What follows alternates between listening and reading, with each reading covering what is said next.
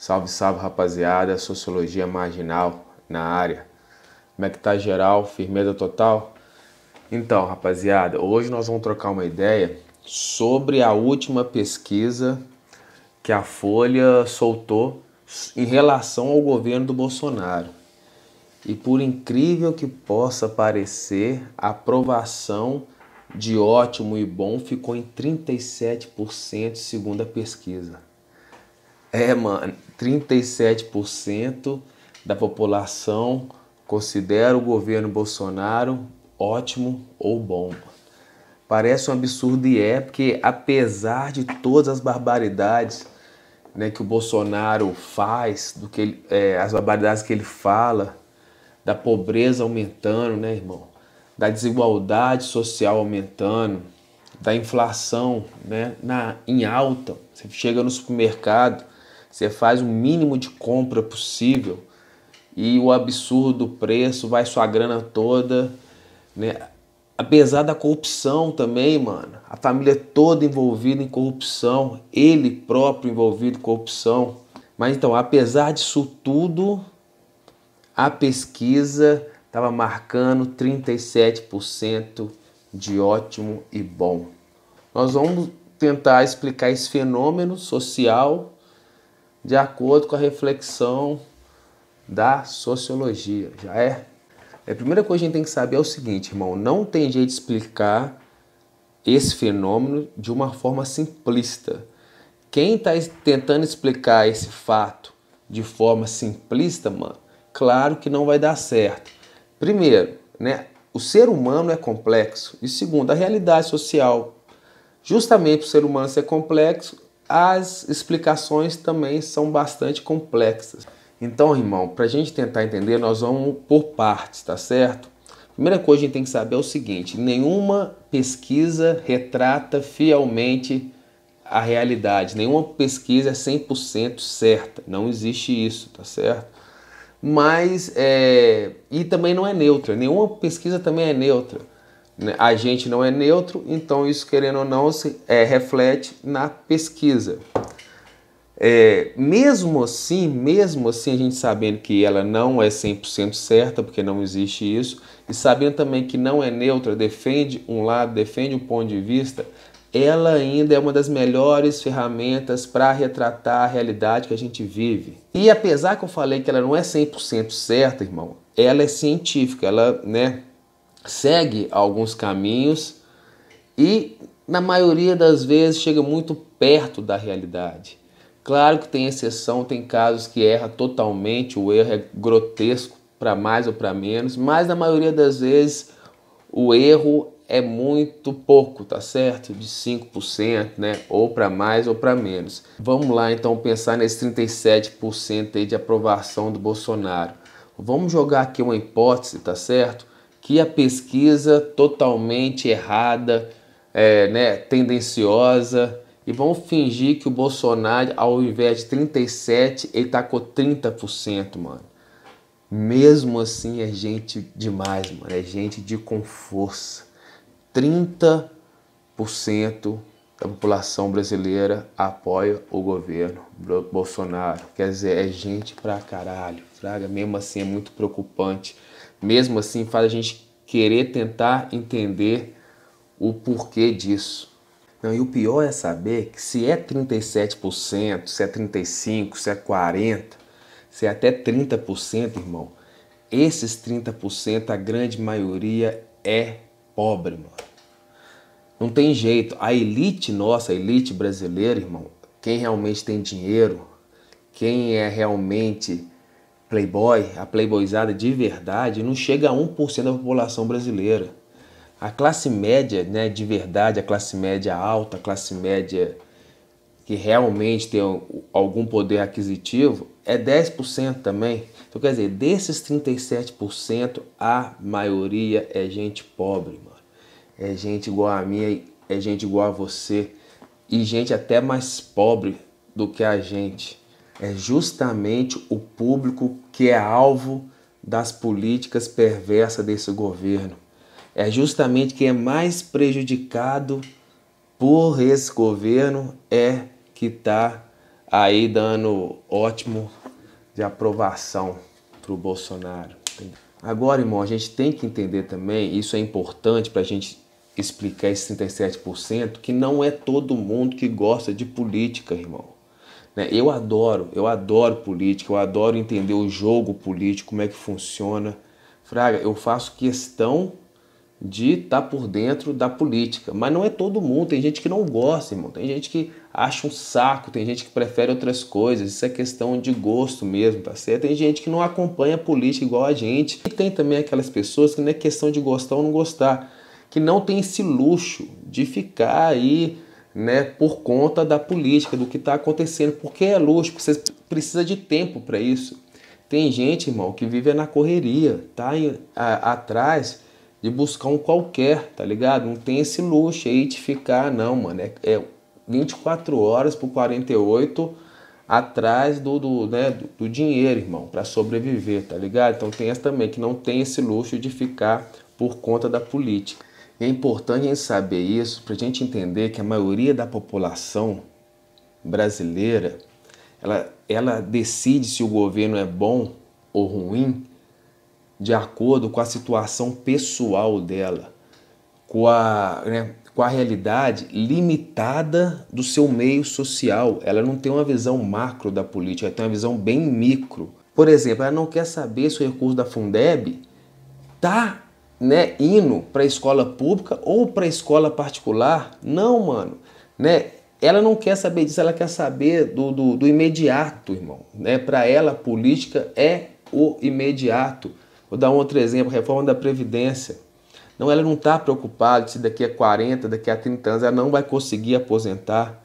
Não, a preocupação dela é imediata. Mesmo que a gente sabendo que isso aí é um erro, porque, querendo ou não, vai chegar essas políticas que vão atrapalhar o progresso das pessoas mais pobres. Pode demorar um tempo, mas vai chegar nelas, tá certo? Isso que é a grande questão do analfabeto político. Ele não consegue perceber isso, a visão dele é muito limitada da política. Ele não consegue perceber que a verba da Fundeb indo para a escola privada vai tirar recursos da escola pública, que é justamente onde o filho dele está estudando, mas ele não consegue perceber essa relação, tá ligado? E também não é nem muito culpa da população não, porque tem todo um esquema, toda uma estrutura construída para grande parte da população brasileira ser excluída da política, para não conseguir ver essa relação. Claro, isso é importante, O analfabeto político, ele é uma peça fundamental na engrenagem de exploração do povo pobre. E nessa questão do imediato, da política agora, mano, limitada ao meu meio social, tem a ver aí a aprovação de 37%, que tem a ver com o auxílio de R$600, que o governo repassou depois de muito custo, depois de muita pressão da oposição para a população em geral. Mas isso, quando eu falo aqui, que depois de muita pressão da oposição, depois de muita luta, porque o governo queria passar R$200, o governo do Bolsonaro queria passar R$200, para você ver o absurdo para a população. Isso aí, quem sabe, sou eu, é você que está por dentro da política, a gente gosta da política, lembra, mano? A gente vê a política como uma coisa macro, que envolve várias situações, mas não para a pessoa mais humilde, irmão, para a pessoa que, lembra, não ter um luxo de ficar com o tempo para se aprofundar na questão do jogo político. Para essas pessoas, ela não quer saber disso, não quer saber o que aconteceu, quer saber do dinheiro, do benefício que está chegando para ela, que não chegava antes. Rapaziada, para vocês verem o absurdo que é o Brasil, tanto que isso aqui é desigual. Tem pessoas que foi a primeira vez que recebeu R$600 na vida, irmão. Para eles, R$600, que é uma miséria, que a gente sabe que não dá para sobreviver, irmão. É um milagre de Deus a pessoa conseguir sobreviver com essa mixaria. Mesmo assim, para muitas pessoas foi a primeira vez que esse dinheiro chegou na mão deles. Então eles não querem saber, mano, se foi a oposição, se foi o Bolsonaro, como é que aconteceu isso, eles sabem que o governo tá repassando R$ 600 para eles. E eu não culpo eles em nada, tá ligado? Ô, irmão, os caras não passavam fome. Os caras comiam o básico, tinham o básico, tá certo? Viviam na miséria. Mano, tá vindo R$ 600 para eles. E é isso, irmão. A vida deles deixou de ser menos pior. Os caras deixaram de passar fome. Então, querendo ou não, isso aí vai refletir. Claro que o cara vai falar, porra, mano, esse governo aí que tá me repassando R$ 600, sim, tá bom sim. O governo tá bom sim. Agora a gente sabe que tá acabando, né, mano? Esse mês aí de dezembro foi a última parcela. Tomara que esse auxílio ele seja estendido. Claro, rapaziada, ninguém pode passar fome, ninguém pode ficar na miséria. Se o Bolsonaro entende um tiquinho de política, ele vai estender esse benefício, porque tirando esse benefício, a pobreza vai chegar de uma forma bem cruel nessa população, ainda mais na situação de crise que nós estamos enfrentando, e vai mudar toda a relação dele com essa população que está com ele por causa desses 600 contos de auxílio. Outro fator para a gente tentar chegar na explicação desses 37% é ter a consciência que a maioria da população brasileira é despolitizada. Não consegue fazer a relação dos problemas sociais que ele enfrenta com o governo, com a política. Ele não consegue perceber que aquela situação de pobreza que ele se encontra tem a ver com o governo que está lá, com o voto, com quem a gente escolheu. Ele não consegue perceber que o desemprego está deixando ele maluco. Tem a ver com a política, tem a ver com o governo que está lá. Ele não consegue entender que o preço do pão, do aluguel, com o menino que está na rua, né, cheirando cola, que está vendendo bala no sinal, tem a ver diretamente com a política, com o governo. E isso acontece, rapaziada, porque tem que ser assim. O sistema capitalista, ele sobrevive à base dessa ideologia. Ele consegue transformar os problemas sociais relacionados ao sistema, relacionado ao governo, a problemas pessoais. Porque assim as pessoas não conseguem ver que o problema está no sistema, está na estrutura, está no governo e não faz evolução. É a tal da meritocracia. Quando a gente coloca a culpa do fracasso não no sistema, a gente não consegue ver que são fatores externos, né, que fazem a gente estar naquela situação, que contribuem para a gente estar naquela situação, a gente coloca a culpa exclusivamente na gente, a gente não se une, a gente não faz evolução, a gente não faz movimento social, porque a gente está, né, naquela questão pessoal, a gente acha que o problema está em nós, tá ligado? Isso aí, irmão, dá brecha para a sociedade conservadora igual a nossa, extremamente conservadora. Não é porque tem mulher pelada no carnaval que a gente não é conservador, não, a gente é muito conservador, sociedade, porque não é, o conservadorismo não é só em relação à questão sexual, não, né? A gente é uma sociedade muito moralista e muito conservadora, e isso dá brecha, irmão, né, para os problemas pessoais, os problemas privados, pegarem o lugar dos problemas sociais, dos problemas políticos. Vou dar um exemplo para vocês entenderem do que eu estou querendo falar. Ao invés do camarada preocupar com a desigualdade social aumentando, que vai afetar ele, não, ele está mais preocupado se vai ser permitido o casamento de pessoas do mesmo sexo.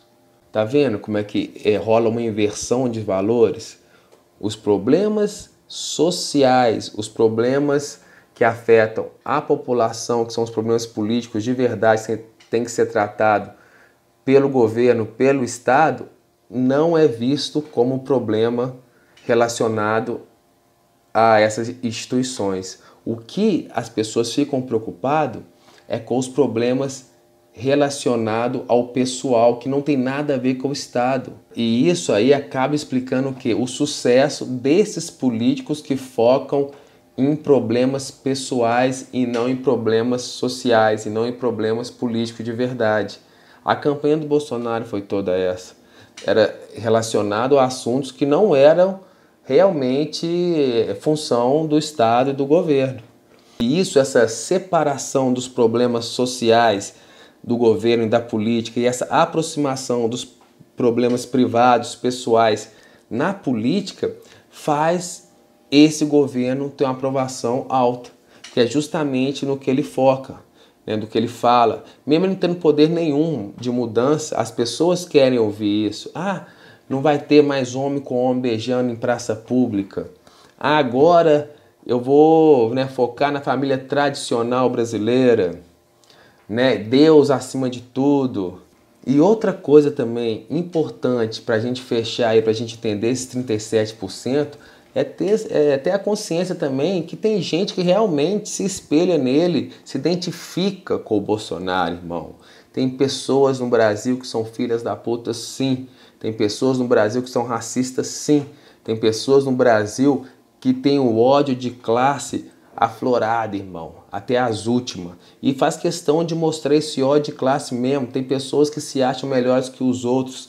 Tem pessoas que acham que os marginalizados, mano, tem que sofrer.